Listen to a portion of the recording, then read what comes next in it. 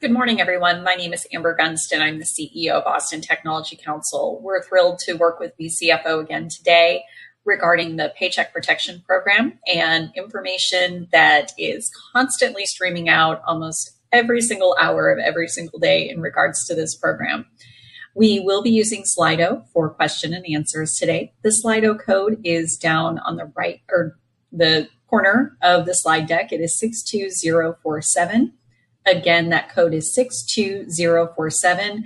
If you have questions about the PPP program for vcfo, please load them into there and we will get to them towards the end of the program.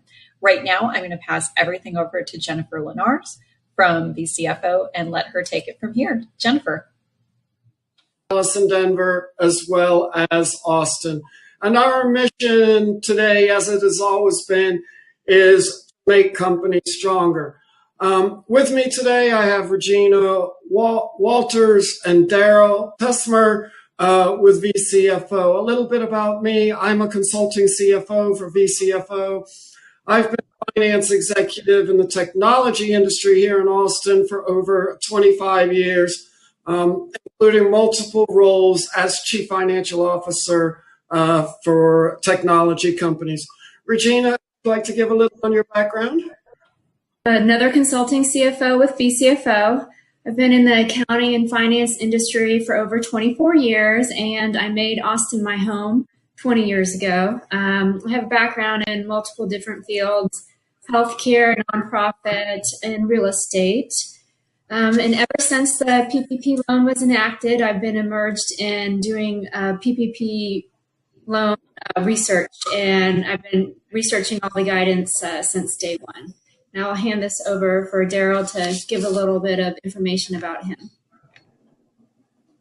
Well, hi, everyone. Pleasure to join you again on what seems to be a continuously changing landscape for the Paycheck Protection Program. It seems that every day and week that goes by, we are getting more information, which changes the way that we view the program.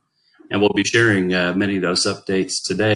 So a little bit about me. I am the Chief Compliance Officer for vcfo, joined the company when we started it back in 1996. My role in the company is basically anything compliance or administrative related. And in regards to the PPP program, along with my colleagues, I have spent hours and hours looking at updates and guidance and regulations and trying to, as best we can, answer questions about the program. So looking forward to visiting with you today. And with that, we'll get started with our presentation. Thank you, Regina and Darrell. So now let's jump right into it. So a lot of things have changed since the last time that we did one of these. So as we said, this is part 3 in an ongoing series. So what we're going to go over is some of the new guidance, some of the important dates. We have more clarity around dates. The SBA has now issued a PPP loan forgiveness application. In this application are definitions around eligible payroll costs, eligible non-payroll costs, calculations around FTEs and wages, also guidance on the documentation that you are going to be required to submit when you submit your forgiveness application. And then we'll briefly touch on some additional considerations and finally finish off with a Q&A session. Okay, so first of all, what has changed? Well, quite a bit. We have new guidance coming out from the SBA and Treasury. You know, it seems like almost on a daily basis. The biggest thing that has come out is the SBA has now issued a loan forgiveness application as well as instructions. This application is in the form of a tax document. Okay, so we'll go into the application, the calculation, the schedules as we work through the presentation. Treasury has also come out with some new FAQs. And I think the most significant one is regarding necessity, a necessity certification when you did your application. This is one that sort of had a pendulum swinging back and forth. we started off with lots of people when the program come out, filing to get loans, big public companies filing to get loans. Then there was a lot of people complaining that all this money was going to public companies. So the Treasury and SBA came out and said, we're going to audit everybody. You better be able to prove necessity. All of a sudden, people stopped applying and they said, oh, okay, we might have taken that too far. So then they came back out and swung the pendulum back the other way. Now what the guidance is if your original principal amount is less than $2 million, then it will be deemed that you have made the certification in good faith. The thinking is if your loan's less than $2 million, you did not have access to public markets, huge lines of credit, other things that would create liquidity and give you a cushion through these very, very difficult times. Okay, so we have some clarity on dates, important dates that have come out now. Your loan disbursement date, that is the day that you receive the funds. This is the date that is going to drive what is called your covered period, which we'll get into in a minute. February 15th, 2020, I've mentioned this date in previous talks. This is your in-service date for lease agreements, debt agreements, mortgage, utilities, the things that are covered by the PPP plan. Then it is also a comparison date for the FTE, reduction safe harbor and the salary hourly wage reduction safe harbor. Again, we'll get into a little bit about what those are. February 15th, 2019 to June 30th, 2019. These are one of the reference periods for FTE calculations. January 2020 to February 29th, 2020 is another reference period. You have one of these two options. And then May 1st, 2019 to September 15th, 2019 is an alternate reference period for FTE calculations for seasonal employers. February 15th, 2020 to April 26th, 2020 is a comparative period for wage reduction calculation. January 1st, 2020, March 31st, 2020, base period for wage reduction calculation. And June 30th is your safe harbor date. So it's going to be very important that it's June 30th, when we get to that June 30th date, that you're cognizant that this is an important date. I know this is a lot of dates to remember. A copy of this presentation will be available on the vcfo website afterwards, as well as links to the SBA side, Treasury, etc. So, the PPP loan forgiveness application that came out last weekend, as I mentioned, it is sort of looks like a tax form. There's instructions. The instructions have clarified some things, but at the same time they clarified things, they've created a lot of other questions. To be quite honest, there's a lot of areas in here where things could have been worded better for more clarity. There's PPP loan forgiveness calculation form. There's a Schedule A. There's a Schedule A worksheet. There are 2 tables as part of that worksheet. And then there is an FTE reduction safe harbor calculation. There's also a borrower demographic information form. This is an informational form. Fill it out if you want to, but there is no requirement to fill it out. And lastly, yes, you are going to be making another certification, and it's very important you read that certification so that you understand what it is that you are actually attesting to. Okay, the loan calculation form itself, there's a couple of items in here that are key to understand. One is employees at the time of application, employees at the time of forgiveness. This is the only time that they are asking for actual headcount. Everything else on the form is going to be calculating FTEs, but they do want to know the number of employees you had, full-time and part-time, on these two dates. Covered period. Covered period is 56 days from your start date. Your start date is your loan disbursement date, the date that you received the loans from your lender. Now, they've also said you can select an alternate payroll covered period. The alternate payroll covered period only applies to people with biweekly payroll or more frequent. So if you have weekly or biweekly, you can select this alternate period. This does not apply for semi-monthly payroll. And basically what it does is it lets you delay the start of your covered period to the first day of your next pay period following your loan disbursement date. Please note, it is pay period. It is not your next pay date. That's a very important distinction. Okay, so if you do select the alternate payroll cover period, please be aware that this is only for payroll. Okay, this is not the period you use for the non-payroll items. That's still the covered period. Also, there's a checkbox if your loan is over $2 million. We think that's probably there to flag loans over $2 million for SBA and Treasury. Okay, eligible payroll costs. So the language in the instructions said you have the flexibility to include payroll costs paid and payroll costs incurred during the covered period or the alternate covered period. So your loan got funded on April 15th. You paid payroll on April 16th. You can include those funds that you paid for payroll. Okay. Note that paid means checks are distributed or borrower originates an ACH.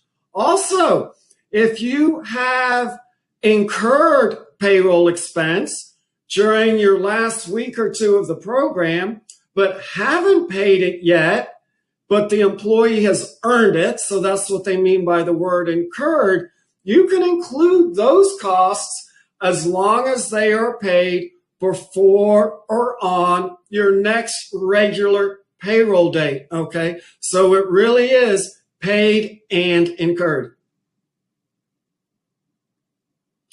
Also, cash compensation is now defined as gross salary, gross wages, gross tips, gross commissions, paid leave and separation incurred during the covered period or the alternate covered period.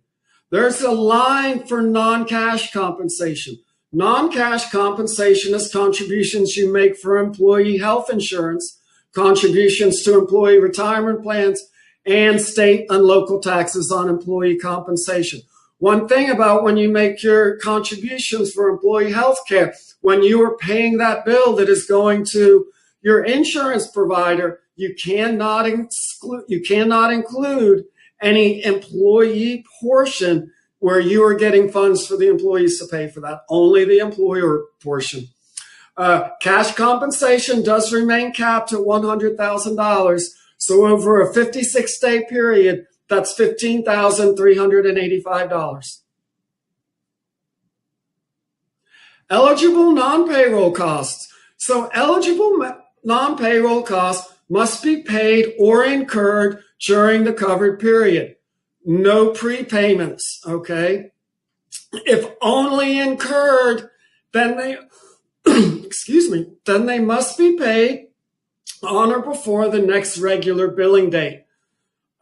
Business mortgage interest, non-payroll costs, does not include any prepayment and does not include payment of penalty, okay? So they're really putting rules around any prepayments. Business rent or lease payments for real or personal property. So those copier uses, you can do that. Utilities, we have a little more clarity, but we also have more questions. So the language includes electricity, gas, water, transportation, internet access. We don't have any more clarity around telephone. We don't know if it includes cell phones or doesn't include cell phones. Access Obviously, if you're paying your ISP, that's going to be included. But things like Zoom for Zoom meetings, we don't have any more clarity about that. And there are some questions about what is covered for transportation. Again, to maximize forgiveness, these non-payroll costs cannot exceed 25% of the forgiveness amount. Okay, next, Schedule E is where all the calculations are taking place in regards to FTEs and wages. One very important thing to note is these are not, calculations are not done on aggregate. They are done individually. You have to list out each employee and do the calculations on an employee basis. Each employee on the form requires an employee ID. That employee ID has to be the last 4 digits of the employee's social security number. So they've come out with a definition of FTEs, which is a little different than what we were expecting. Average number of average FTE definition is now average number of hours paid per week divided by 40, capped at 1, rounded to the nearest decimal. Okay, so again, you take those hours paid and divide them by 40. There is also a simplified method. You can just count any employees that worked 40 hours or more as 1, and anybody that worked less than 40 hours as 0.5. Now, I will point out that in that scenario, somebody works 39 hours, guess what? They're a 0.5. We highly recommend that you model both alternatives and find out which one's most advantageous for your business, because it is not going to be the same for all businesses. Okay. Also, there is a reduction to forgiveness if average FTEs are less than the reference period. And there has been some clarity around some exceptions. So exceptions to FTE reductions include good faith written offer to rehire somebody that was then rejected by that person you rehire. We also recommend that you get written notification of that rejection. If an employee was fired for cause, voluntarily resigned, or voluntarily requested and received a reduction in hours, you do not get penalized for that in the reduction calculation. Okay, they have also added a safe harbor. So what this safe harbor in effect does is it exempts borrowers from loan forgiveness reduction based on FTE employee levels if you meet 2 conditions. The FTEs were reduced between February 15th and April 26th, 2020, and they were restored by June 30th to a level greater than or equal to what they were on 2/15. If these reductions happened after, or any reductions that happened after April 26th, they make you ineligible for this calculation. Again, there is a worksheet associated on the form. Wage reduction. It excludes employees with annualized compensation greater than $100,000 for all periods in 2019. Now, this one was really surprising because what it basically means is you have to look at every pay period, each employee during every pay period in 2019, and see if their annualized salary on that pay period was greater than $100,000. And if it was, they can be excluded. This could really have impact on commission-based employees and if any bonuses were given during the year. Also, it excludes any employees that were not employed at any point in 2019. Okay, so new employees hired early in 2020, those are not in the calculation. The look back period for the wage reduction test is January 1st to March 31st, 2020. Okay. Also on Schedule A, and all these have line items on there, is amounts paid to owner employees, self-employed individuals, or general partners up to $15,385, or that's the 8-week or equivalent 8-week compensation. I will point out that if it's an owner employee, you cannot be in the wage section and in this section. There is no double counting. Next line item on the schedule is including employer paid amounts listed individually for health insurance, employer contributions to retirement plans, and state and local tax on employee compensation. Okay, required certification. So this is a certification that I was mentioning you're going to have to sign. You're going to have to certify that the funds were used to pay costs that are eligible for forgiveness. Note that this statement also says the payroll costs were used to retain employees. Okay, there's nothing that precludes you from paying a bonus, but you are making a statement that if you did that, it was to retain employees. Okay, so be very cognizant of that. All applicable reductions due to decrease in employees and wage reductions are included. You've submitted all documentation verifying costs, and tax forms are consistent with those submitted to the IRS, state, or state workforce agency. So you're also saying that you understand that if funds are knowingly used for unauthorized purposes, the government may pursue civil or criminal fraud charges.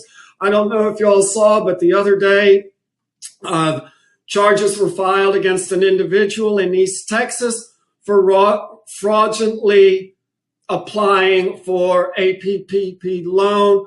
And they really threw the book at this individual. In fact, one of the charges has a potential 30-year jail term and $1 million fine associated with it. So, you know, you just have to be diligent when you do this. Okay, what documentation is required to be submitted? Payroll documentation verifying cash compensation and non-cash benefit payments for the period. This includes third-party payroll provider reports or bank statements. Tax forms 941s that overlap the covered periods. Payment receipts or account statements demonstrating contributions to employee benefit plans.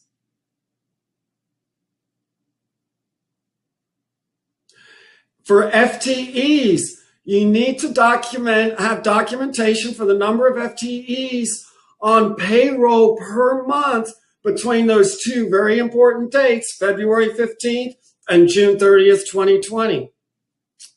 Average number of FTEs on payroll per month between January 1st and February 29th, 2020, or the alternate period for seasonal employees, okay? Also, the time periods that you use for that must match what you're using on Schedule A. So they really are asking, if you're putting any numbers on this forgiveness application, you need to submit the documentation to back up those numbers.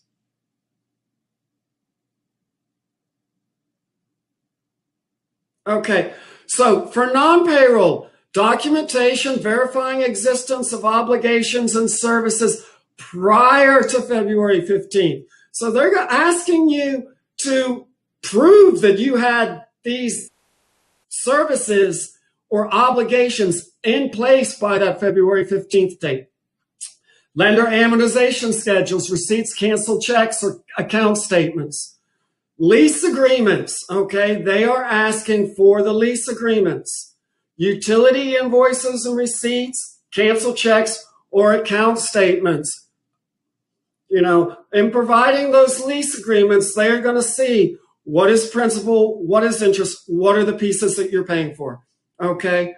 There is also additional documentation that is required to be submitted, required to be retained, but not submitted, and all documentation must be retained for 6 years. Okay, so an idea of what does not need to be submitted: all records pertaining to PPP. Remember, in one of these previous conversations, I mentioned we highly recommend that you create and put all the PPP documentation in there. Remember, you have to keep this for 6 years from the day that you paid back the loan or got forgiveness. So you don't want to be a year or 2 or 3 years down the road going, oh, what documentation did I use for support for this? And then having to try to figure it out. Keep it all in nice, neat, concise location. So you will need to, as I mentioned, keep all loan documents relating to loan forgiveness application, okay? Specifically, your support for the salary, hourly, wage reduction calculation of each individual employee. Employees with annualized rates of more than $100,000. Support for your FTE reduction safe harbor calculation. Documentation regarding employee job status changes. So decreases in hours, resignations. So if you have a termination, make sure you get the documentation about what the reason for that termination was. Again, 6 years after the loan is forgiven or repaid in full, you are also permitting authorized representatives of the SBA to access all files upon request. Additional considerations, we've mentioned some of these before. We highly recommend that you document necessity. Write a memo, put it in the folder, just so you have it there. Create a list of vendors with invoice dates. Known allowable, known unallowable. We know things are going to change. There might be something that's unallowable now that becomes allowable. You know, the time period might change. There's been a lot of talk in Congress about extending the time period so it covers maybe 12 weeks, maybe changing that 75%, 25% ratio, maybe letting you include more costs. What we recommend is be ready for change. Now, Congress is on a recess, so you know, it's not going to change immediately, but we know there is agreement on both sides of the aisle that something needs to be done. Track your allowable expenses. Create reconciliations, because the documentation you are required to submit is not necessarily going to tie directly. For example, a report from your third-party payroll provider may not tie directly to something that is being submitted on your application. A mortgage statement may not tie, you know, you got to exclude principal balances. Okay, so create those reconciliations. Know how you got to the numbers.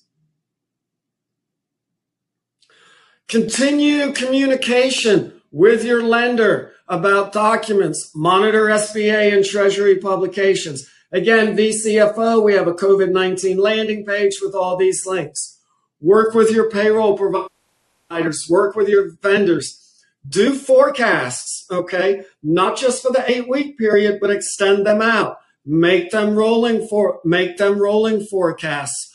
Update them on a regular basis, and make sure you categorize things properly. One thing we want to also make sure is we're now seeing loans get packaged and resold. So be aware that the vendor that you went to for your application might not be the vendor that you're actually doing your forgiveness application to. And again, prioritize PPP loan forgiveness forecasting, documentation, reconciliation with finance, accounting, HR, legal. This literally touches every part of your organization. Okay, so that was a lot of information in a very quick period. We now have times for some Q&A. I think we have about 10 minutes or so for that. So I'm going to hand that over to Darrell and Regina. Hi, thanks, Jennifer. We have a couple questions that we can address. Again, if you have any questions, you can just type them into the Slido app. The first question is, I've heard that health benefit forgiveness does not include owner's coverage. Is this true? We have not seen any guidance where owner's coverage is not included in the forgiveness portion. So it should be included. You'll just have to work with your lender on what type of documentation they'll want for that. So I can clarify that just a little, and I think the question is a good one. There's been a few articles that have come out this week that have asked this question, and I think that in situations where you may have contractors or sole proprietors, or you have partners who are in a partnership, there may be a question about whether payments that are made for health-related costs can be included in the loan forgiveness. The instructions are much better than what we've had, but apparently they're referring to payments made in group health plans to employees. And in some of these situations, for example, a partner who might receive a guaranteed payment or a draw, what you might think about is that status with that partner, is that a employee relationship? And I think that's probably going to be where these questions come from. So we don't have a affirmative answer for that, but it's a good question, and it's one where I think that I'm hoping to see a little bit more guidance so that we can clarify that. Not all entities will be treated the same potentially. So the next question in the list is one that asks some questions about what is considered qualified interest expense. Is this a commercial loan, capital loan, investor's loan? And I think you might be referring to eligible use of PPP money. And for the proceeds you get, there's a concept of debt obligations, I believe, that were in place before February 15th this year. And I don't recall seeing any qualifications in my review of what type of debt that is. But be sure to separate in your mind that you can spend the money on such debt obligations, but the loan forgiveness elements do not include spending on that type of interest. There's a distinction.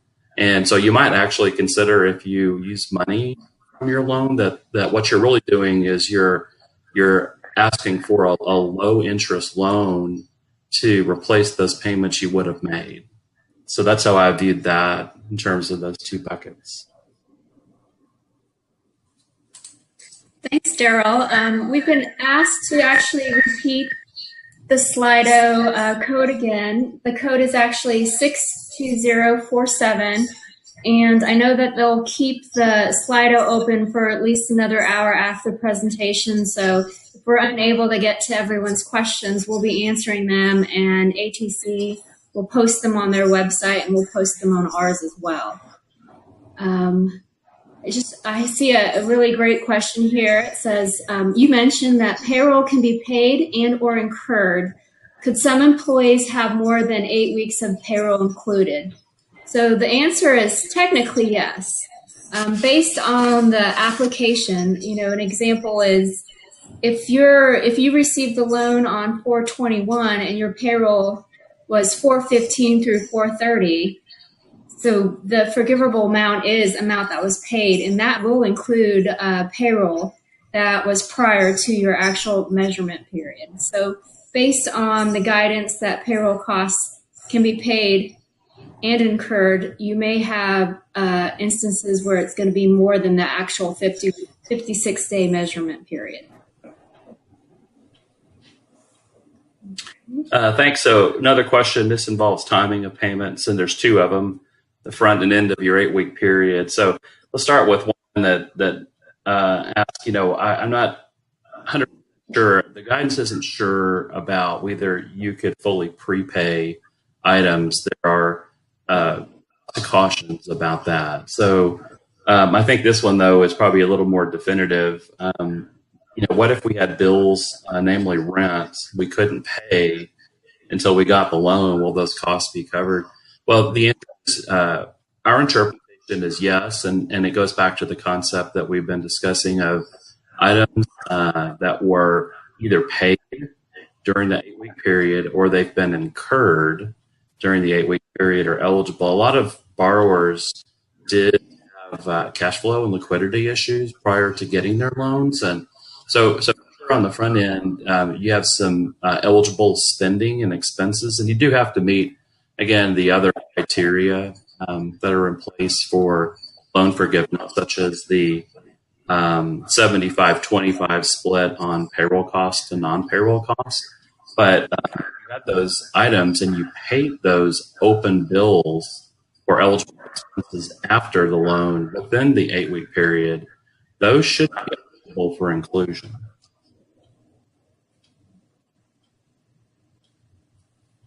Okay.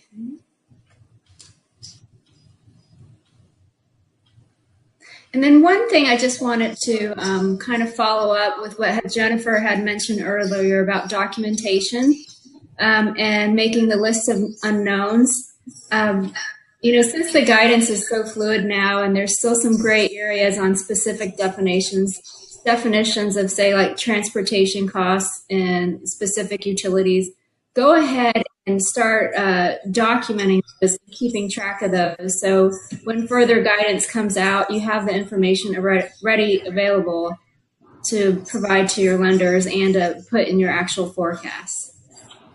Yeah, that's a very good point, because, I mean, we have heard that there is going to be an FAQ coming out on the forgiveness application, and we fully expect more guidance to come out over time. So, it really is an exercise in flexibility. And so we've had numerous questions. There's one here that has, it's got a little bit of a preamble or pretext to it, but it basically talks about, payments of bonuses. And while I would not know, how to answer a very specific question on this webinar, I can share that bonuses have not been fully defined in the guidance, and so we don't have anything to point to for here's what the Treasury or SBA is saying to do with bonuses. But a lot of people have been asking, are they permissible? So the answer is they are not specifically excluded currently. There's a potential risk, though, to be aware of is that as you look at bonuses and payment of them, well, they're still going to have to meet the limitations on forgiveness, which is the $15,385 per individual, both in the payment covered period, alternative period, and also in how you do the testing. But at a kind of a second level, the concept is that you really should look at the reasons for payment of bonuses. And if the sole primary reason was to maximize loan forgiveness, remember that the function of this program was to retain employees. And so you may have some scrutiny. There needs to be some element of retention and a reasoning for why you paid bonuses. So consider that. It's something to discuss as you look at that with your advisors, namely your legal counsel, as you look at what should be considered and actions that you might take as the borrower.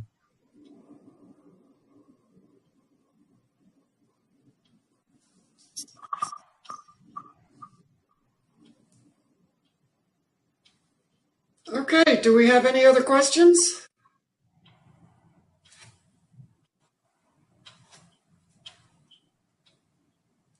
Well, there's one that I see, and maybe we'll conclude with this one.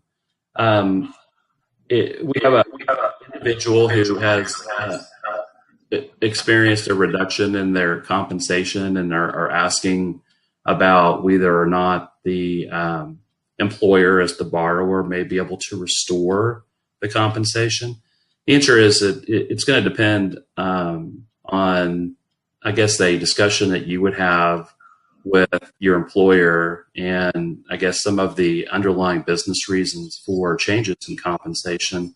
Strictly from the PPP loan, however, there are measurement periods that are applied and examined for loan forgiveness, and those dates that Jennifer mentioned in our presentation are the that everybody has to follow. So those are distinct from, I think, any sort of employer and employee conversation, are strictly in I guess what we look at as compliance with filling out the application. Good. Well, thank you so much, the vcfo team, for providing this program today. As was mentioned, we will keep our Slido open for 1 more hour so that if you have any questions that you're thinking of, we can download those questions, get them over to the vcfo team, and send out an FAQ that will be both on their website as well as the ETC website. If you have any specific questions for the team at vcfo, please reach out to our team at ATC at info@austontechnologycouncil.org. Again, that is info@austontechnologycouncil.org, and we will get you connected with the team over at vcfo. Once again, the Slido code for the next hour is 62047. Again, that is 62047, and we will be able to get all of those questions answered for you and get information out to you as quickly as possible. I hope that you all have a wonderful Memorial Day weekend, whether you are staying here in Austin or you are venturing out to a second home or a Verbo somewhere.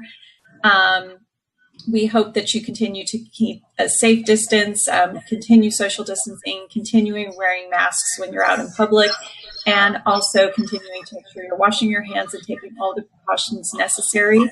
We do want to let everybody know that once the county and the city lifts the work from home orders or recommendations, we will begin our in-person programming roughly 60 days after that date. Currently, the county is planning to lift the work from home on June 15th, so look for the potential of in-person events with ATC starting in mid-August, early September.